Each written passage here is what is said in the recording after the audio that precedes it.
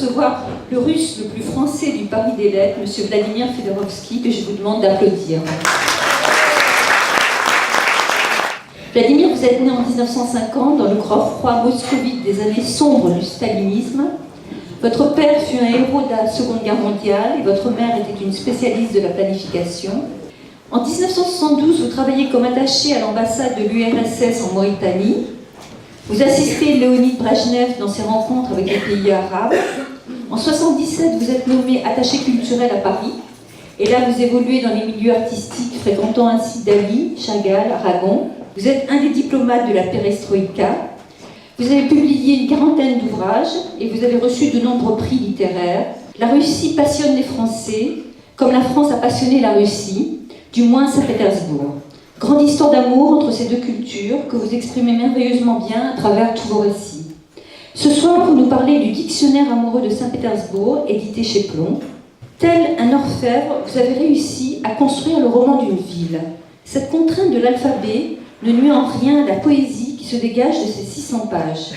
Vous nous baladez avec une aisance remarquable dans les palais des tsarines, vous nous faites découvrir les coulisses de leur passion cachée, puis, après nous avoir élevés au sommet des plus belles histoires d'amour, vous nous basculez dans la poisse sanglante de la Révolution d'octobre 1917. Au fond, votre livre, tel une poésie, a fait vibrer mon cœur. Bravo!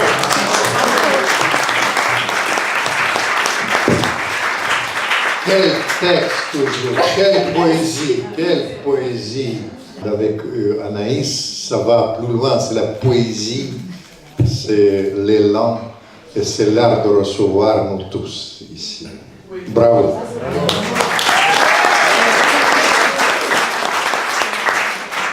Voltaire a dit de Pierre le Grand, Pierre naquit et la Russie fut formée. Qui était-il? Pierre le Grand, c'est un tsar extraterrestre. C'est le fondateur de Saint-Pétersbourg. Saint-Pétersbourg, c'est un symbole très très fort. Et Pierre le Grand, il a fait quelque chose d'exceptionnel, vraiment.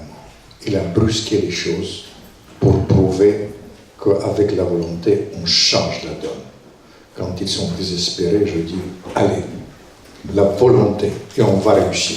Bon, Pierre le Grand avait quand même épousé une femme, une paysanne, qui est devenue l'impératrice paysanne, qu'on appelait l'impératrice paysanne. Et c'est vraiment comment... Et puis il y a eu quand même 5 grandes tsarines. Alors comment extraordinaire. Comment on peut expliquer ce matriarcat du pouvoir? C'était le décret de Pierre le Grand, essentiellement? Pierre le Grand, il brusquait les choses. Il prenait avec lui, vous savez, vraiment les gens très humbles.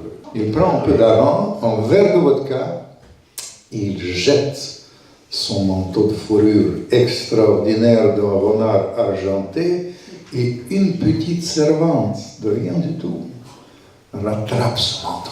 Avec un geste peut-être trop habile pour Pierre le Grand, un coup de foudre. Elle devient évidemment sa maîtresse, mais ce qui est le plus étonnant, exactement comme vous dites, chère Anaïs, elle devient après l'impératrice. C'est une femme qui commence tout un siècle de tsarine. Ce livre m'a guidé pour raconter la civilisation russe, mais vous avez si bien dit, le décor, mais le décor des choses inimaginables. Les Russes disent, les murs gardent la mémoire, les grands, Tolstoï, Tchekhov, Dostoïevski, les ballets russes. Vous rendez hommage aussi aux grands tsars, parce qu'il y a eu des hommes dignes de romans, ils sont tous complètement exceptionnels. Alors, il y en a certains qui sont plus sympathiques que d'autres. Moi, j'ai une petite préférence pour Alexandre Ier. C'est quand même incroyable. Ma soeur, vous êtes formidable, ma chère Anaïs. Alexandre Ier, c'est vraiment l'histoire d'amour.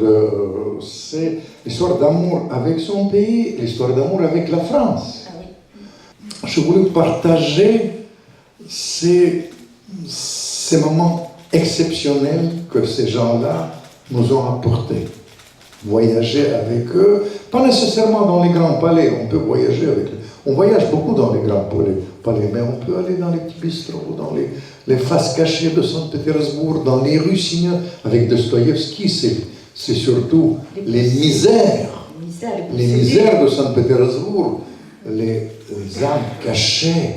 C'est vrai qu'il émane de cette ville beaucoup de romantisme, et puis c'est une exaltation de la beauté avec tous les arts, presque tous les arts finalement, et notamment le ballet. il y a une particularité, c'est cette affinité extraordinaire entre les Français et les Russes dans le domaine du ballet. Mais j'ai pris Tchaïkovski, et notamment parce que Tchaïkovski est en français, un génie français, Petipa, qui a créé le ballet moderne, la poésie, la peinture, la littérature, bien entendu la danse et la musique, dans une sorte de symbiose totale pour porter l'art au pinacle. Alors l'Ermitage, créé en 1764, est le passage obligé de tous les touristes. 3 millions quand même d'objets, dont 5% exposés. C'est énorme. C'est énorme. Quand je regarde, je vais vous dire, l'Ermitage, nous devons au personnage, encore une fois, au personnage. Et l'Ermitage, quand je venais plutôt là-bas, il me donnait la possibilité d'être seul avec les tableaux. Et je me suis baladé plusieurs fois dans ma vie à l'Ermitage seul avec les chats.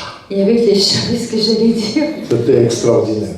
Parmi les poètes ou les écrivains évoqués, vous consacrez un chapitre à Blok, à Pushkin, à Mayakovsky, Anna, je vais mal le dire, Akar, Akhmatova. Est-ce que vous avez quelques vers en tête? Дом, улица, фонарь, аптека, бессмысленный и тусклый свет. Живи еще хоть четверть века, все будет так, исхода нет.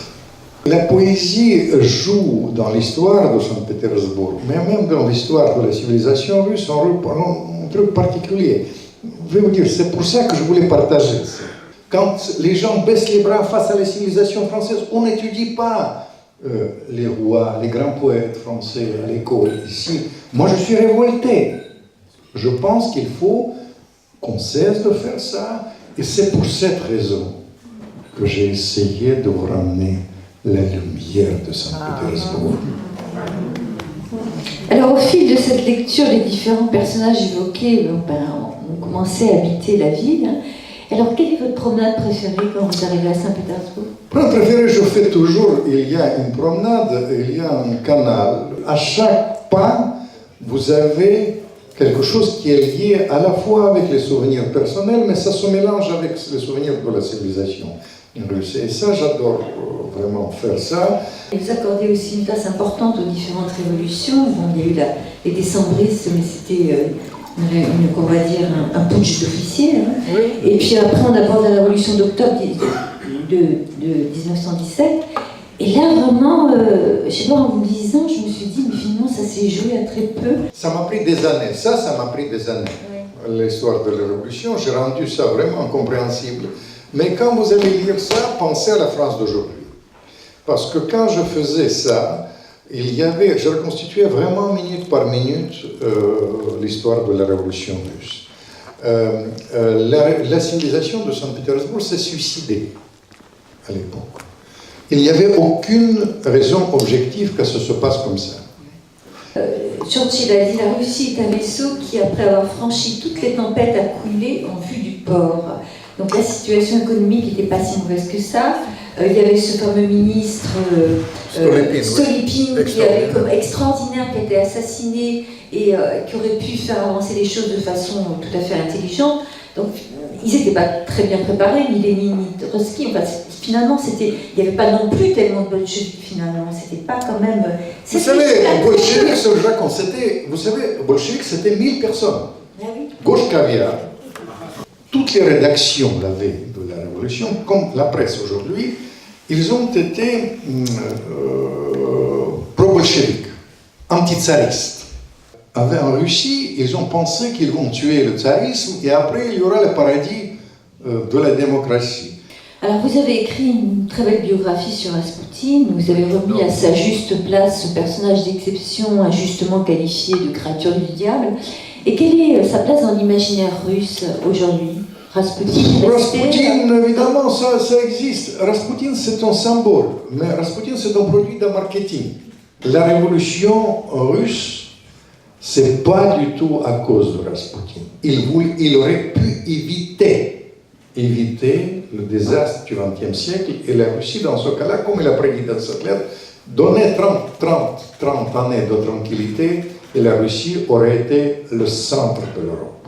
On revient à un des passages de votre livre où vous écrivez donc, en fondant Saint-Pétersbourg, ce grand Romanov donna sa réponse à cette question essentielle: d'où vient la Russie et vers quoi veut-elle aller? Dans un livre Que veut Poutine du politologue Robert Joanny, que vous connaissez, j'ai lu ce passage qui m'a interpellée. Le chef du Kremlin, parlant de Poutine, n'a que peu d'idées en propre. Il n'est ni un intellectuel, ni un idéologue. C'est un intuitif qui capte les humeurs et a érigé le court terme en stratégie. Que pensez-vous de cette affirmation? Dans un mois, vous pouvez lire ma réponse sur 400 pages qui s'appelle Poutine de A à Z.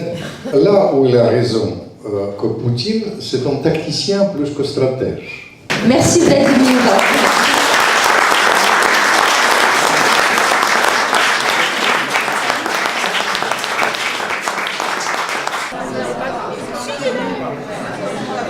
On goûte, on dévore ses paroles et on voit qu'on a vraiment affaire à un homme de culture. Et moi qui connais bien Saint-Pétersbourg, je fermais les yeux en l'écoutant parler et je me voyais dans les salons de l'Ermitage, je me voyais à la cathédrale Saint-Paul-Saint-Jacques. Enfin bref, j'ai passé vraiment un merveilleux moment. Il a un charme fou. On a envie de partir avec lui à Saint-Pétersbourg demain matin. Et il a un charisme extraordinaire et on a envie de le suivre dans sa vie, dans son œuvre. Je suis impressionné. Une qualité d'accueil, des gens cultivés et vraiment une présentation donc, de l'écrivain absolument inoubliable. Franchement, je ne suis pas prêt en fait de l'oublier. Il a une culture et une connaissance des situations et de la politique internationale assez remarquable. Vladimir, il nous étonnera toujours, on ne l'arrête jamais, il connaît tellement de choses, il a rencontré tellement de gens et on reste vraiment en admiration devant tout ce qu'il peut dire. Nous on adore Vladimir, d'ailleurs s'il revient, on reviendra aussi. Le salon d'Anaïs, on adore tous. À chaque fois, elle nous oblige quelque part à aller plus loin que la superficialité et du coup d'aller creuser, d'aller lire des livres que peut-être nous n'aurions pas achetés. D'accord? Et ça a toujours été sa force et je la remercie. J'ai aimé cette soirée. Je suis très reconnaissante aux gens comme Anaïs qui font connaître ce que font les gens, je dirais, dans le silence de leur bureau. Et donc les gens comme Anaïs les font connaître à un tas d'autres. Parce que l'écrivain n'existe pas sans son public, ni le peintre, ni le musicien.